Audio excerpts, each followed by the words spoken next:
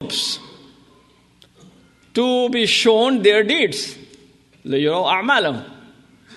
So those who have done an atom's weight of good, they will see it. An atom's weight of good. مثقال ذرة. Zarra is a very small thing. وَمَنْ يَعْمَلْ مِثْقَالَ ذَرَّةٍ شَرًّا يَرَهُ. And those who have done an atom's weight of evil, wrong, they will see it. So it means every action is to be taken very seriously. And then Allah subhanahu wa ta'ala says, He is going to question you about what you hear, what you see, and what you even think. He will question you about that. Whatever you hear, and whatever you see, and whatever you think. إن السمع والبصر والفؤاد كل أولئك كان عنه مسؤولا. Allah says in the Quran, ولا تقف ما ليس لك به علم إن السمع والبصر والفؤاد كل أولئك كان عنه مسؤولا. And do not follow that about which you have no knowledge. You are going to be questioned about your ears and your eyes and your heart. So whatever you heard, whatever you have seen, and whatever ideas you entertained, questions will come about that. كُلُّ أُولَٰئِكَ كَانَ عَنْهُ مَسْئُولًا. And Allah subhanahu wa ta'ala is going to ask us about things that He has given us. He will ask us about the money that we have, the wealth that we have, the blessings that we have. Allah says in the Quran, ثُمَّ لَتُسْأَلُنَّ يَوْمَئِذٍ عَنِ النَّعِيمِ. And indeed you are going to be questioned on that day about the blessings and the favors that you receive from Allah.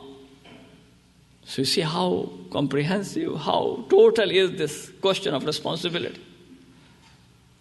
The responsibility covers every aspect, every person, everything.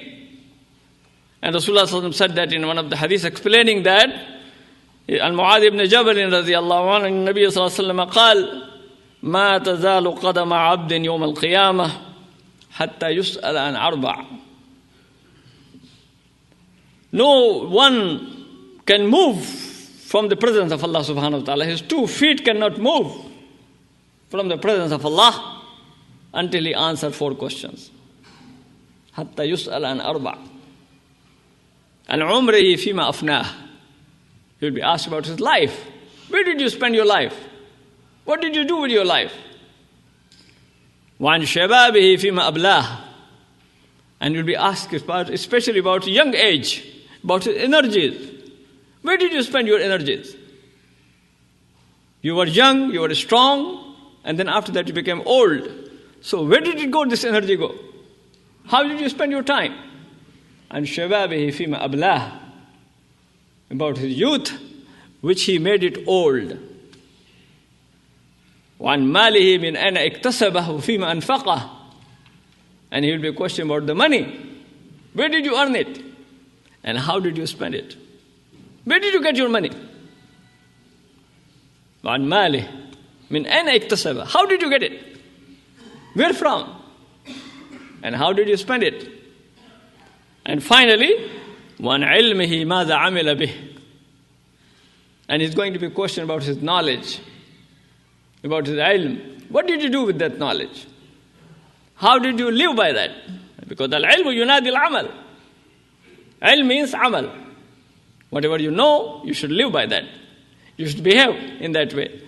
And Allah subhanahu wa ta'ala is going to ask about all of these questions. And everyone has to answer them. You cannot ask somebody else to answer your questions. You cannot avoid that because فَوَرَبِّكَ لَنَسْأَلَنَّهُمْ أَجْمَعِينَ. Allah subhanahu wa ta'ala is going to ask everyone. Everyone is going to be questioned. So لَا تَزَالُ قَدَمَ عَبْدٍ يَوْمَ الْقِيَامَةِ حَتَّى يُسْأَلَ عَنْ أَرْبَعٍ. The feet will not move, my brothers and sisters. Our feet will not move from the presence of Allah until we are questioned about these things. Now, in Islam, responsibility is on the person. Nobody is responsible for somebody else. Every person is responsible for his or her own guilt. Other people will not become responsible for your guilt. Every person is la taziru waziratun wizra ukhra. This is the rule of Allah subhanahu wa ta'ala. But in this world, what happens? In this world it happens that when people do something, very often other people are entangled with that. If somebody does something, if a member of a family does something, the whole family gets the stigma for that. Oh, so-and-so from that family has done that. If somebody from the community does something, the whole community gets the stigma for that. And sometimes the consequences become very terrible. And sometimes the consequences become very bad.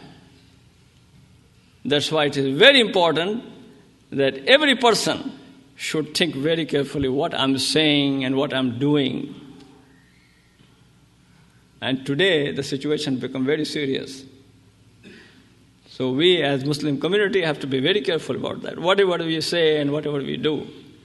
Because very often we are bringing trouble by our sometimes words and deeds done in a very rash manner, in a carefree manner, or out of emotions or out of anger.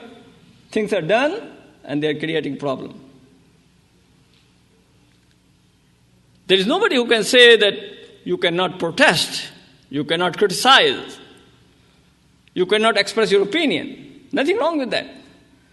But nothing should be that may lead to violence or excite the violence. It is something that has to be totally rejected and completely rejected. Otherwise, the whole community gets entangled into that. And these are the troubles that are coming, and Muslims have to be aware of that, and Muslims have to be very conscious of that. So it's very important to remember that. Allah subhanahu wa ta'ala has given us this point again, that you behave in a responsible manner. Because you're all responsible. Responsible for yourself, responsible for your family, responsible for your community, responsible for your religion, responsible for the people around whom you live. And if we follow these principles of Islam, these ways of Islam, inshallah we'll protect ourselves, we'll protect our community. So I pray to Allah subhanahu wa ta'ala to help us and guide us that we behave in a responsible manner and understand where we are, what are we doing, and what are our situations. And may Allah subhanahu wa ta'ala keep us on the right path and bless us. Wa akhiru da'wana alhamdulillahi rabbil alamin.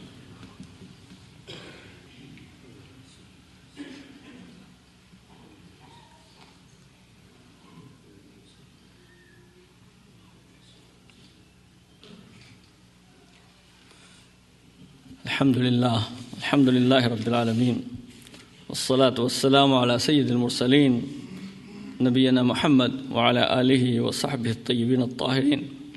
عباد الله إن الله وملائكته يصلون على النبي يا أيها الذين آمنوا صلوا عليه وسلموا تسليما.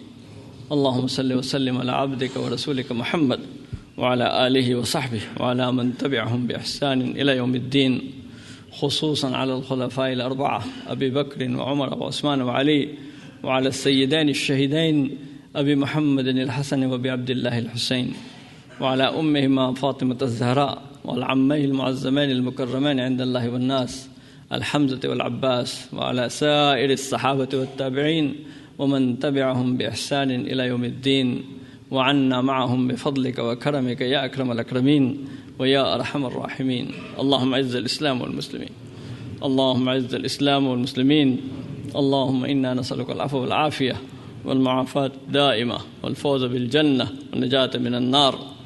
اللهم أصلح لنا ديننا الذي هو عصمة أمرنا، وأصلح لنا دنيانا التي فيها معاشنا، وأصلح لنا آخرتنا التي إليها معادنا. اللهم اجعل الحياة زيادة لنا من كل خير والموت راحة لنا من كل شر. اللهم إنا نسألك الهدى والتقى والدرجات العلى. اللهم إنا نسألك علما نافعا وقلبا خاشعا ورزقا واسعا ولسانا ذاكرا وعملا طيبا ومقبولا إن شاء الله. عباد الله رحمكم الله، إن الصلاة تنهى عن الفحشاء والمنكر ولذكر الله أكبر، فأقيموا الصلاة.